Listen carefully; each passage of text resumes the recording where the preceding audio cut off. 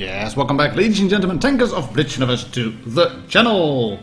We're going to take a look at the Tier 9 American auto-loading medium tank, which is actually in a funny place in the tech tree because it is part of the American heavy tech tree, leading up to also T57 heavy.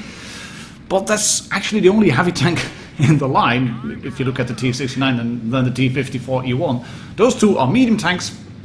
But all three, the 69, the 54 and the 57, have auto-loading guns. And this is a bit of a strange one, because we had a Discord discussion today, a little discussion about this tank, and was Raptor stating this has to be the worst tank I've ever played. It lacks an HE shell. It is just, the gun doesn't hit anything. It is a pile of caca. And Marquita said, well, I found nothing wrong with it, to be honest. I'm doing well in this tank, and I have had some good games, and it works for me. So Marquita sent his game, and he put it up on the Discord channel. It's going to be the second game we're going to watch today, and I received this one from Palsa, as you can see, who sent this one to my email address, martindoggerwotb@gmail.com. And I was looking at the tank and looking at the numbers, and actually started wondering what is wrong with this tank. Why do people not like it? Why do people quote unquote hate it?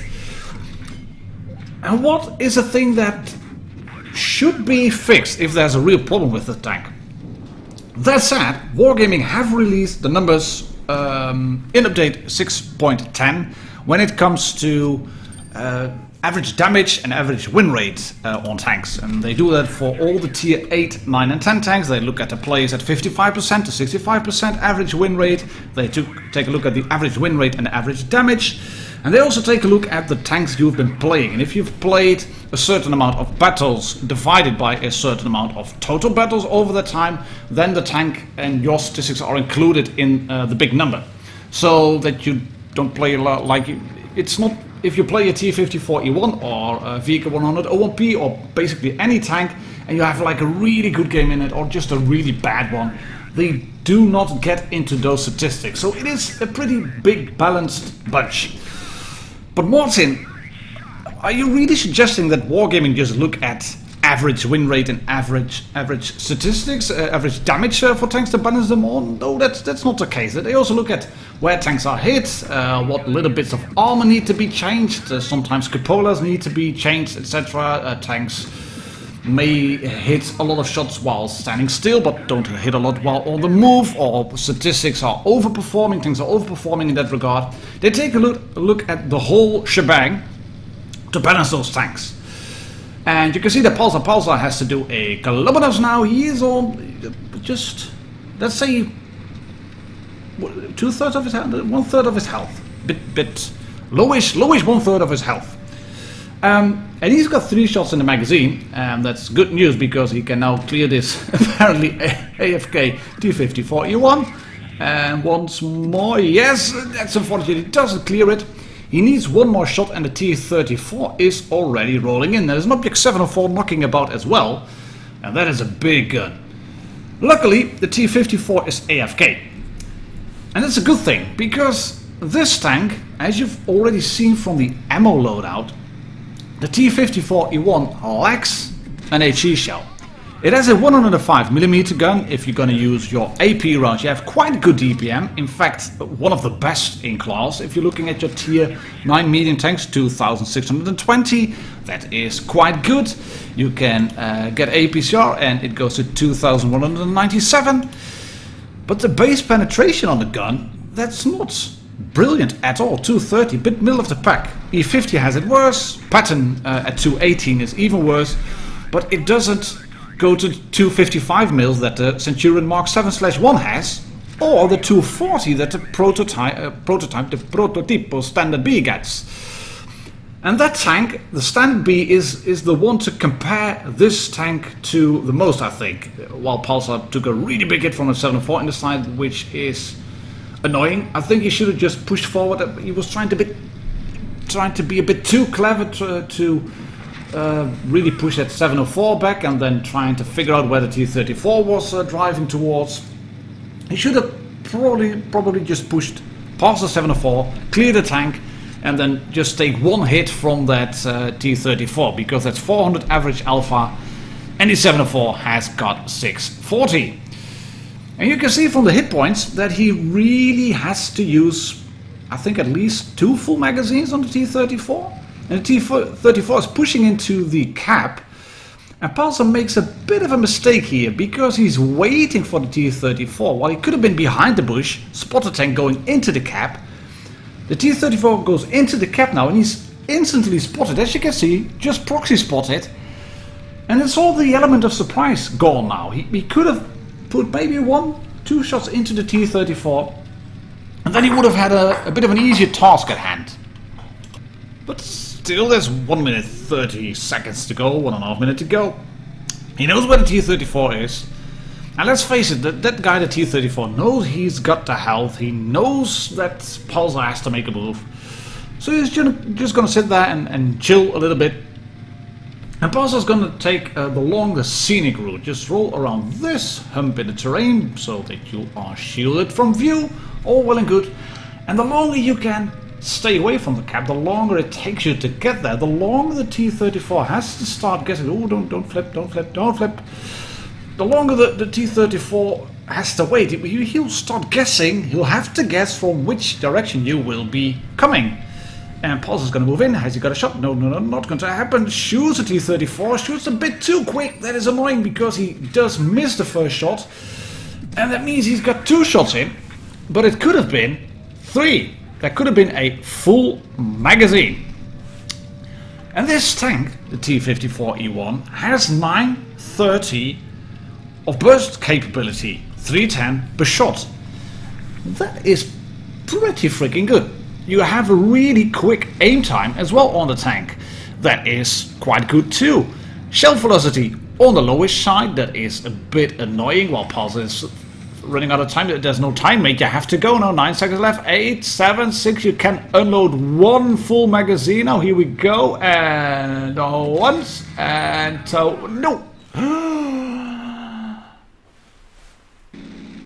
Oh boy, oh boy, oh boy. 6,436 damage dealt. And it's a draw. But yeah, let's have a look at what the T54E1 has on offer. And you can see that's basically this. You have a good gun, 310 alpha, 930 in total in terms of damage dealt. But the weapon handling, the aim time is good, dispersion, middle of the pack. But upon moving in rotation, it is kind of bad, and especially 8 degrees of gun depression. That is not bad, but it's not the best. It's not the best. Elevation, however, just bad. That's because of the oscillating turret.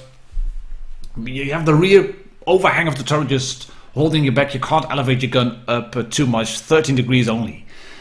But in all the other aspects of the tank, you can see the mobility. Most of the tier 9 tanks are just better than you are. You struggle to do damage, apparently. Not as much as the E50, but you're not a damage dealer like the prototype is, like the standard B is. Average kills, a bit on the low side, but then again the Centurion is lower. Kills per death, middle of the pack. So what's wrong with this tank? Because it has its advantages and obvious disadvantages as well. And I think, even though Makitas, we're going to watch him now on Himmelsdorf, as you can see in the T54E1, even though he said, well, I don't really miss that HE shell on this tank, I think it might be a good one for wargaming to add that. And that is due to the fact that you have the T92E1 now in the game, which has a really tasty HE shell. You have the standard B, which has got 105 of HE penetration. And this tank does not have that. You can't use HE shells on the tank. And that is a bit annoying, because you can do 930 on a standard B. Here we go, once, twice, and 3 times the standard B. But if you would have been able to shoot HE, that tank would have been long gone. I mean, it's gone now, which is good, obviously. But having that HE shell, that's even better. I think that putting that HE shell into the tank, and maybe one odd little thing, I'm not quite sure, maybe something with dispersion upon movement and rotation, even though you have quick aim time and there has to be a balancing factor. So in that regard I can understand why you have lower dispersion upon movement and rotation. But I think it would be a good one to add HE to this tank. Just give it AP, APCR, there's no need for heat. Just isn't. But give it an HE shell of say 80 maybe? 80 in terms of penetration, so you can shoot a projectile up the ass and get real nice damage rolls. Maybe shoot what was he shooting? The Hori, for example. That would help this tank, I think. And as you can see, Marquitos and make no mistake, Pulsar as well, they were doing all the things right when it comes to autoloading tanks, which is being a bit of a vampire, making your team bleed, making your hit point pool just don't put it on the line, just be a sneaky little bugger, try to unload your magazine and try to pick off those isolated targets that are making mistakes, that are isolating themselves, that have been isolated by a team, that try to push on other tanks while you are constantly in the thick of it, but never in harm's way.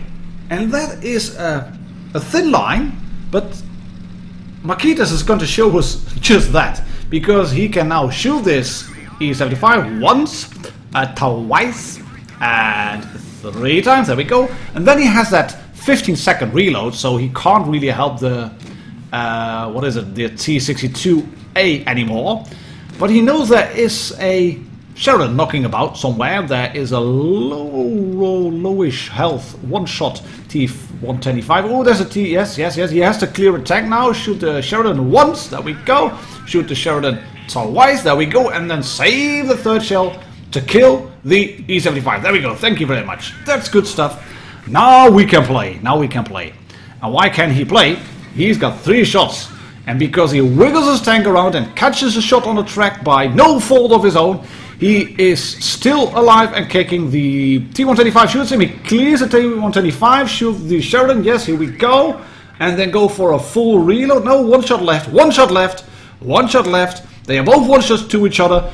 And 200 IQ, big brain move here.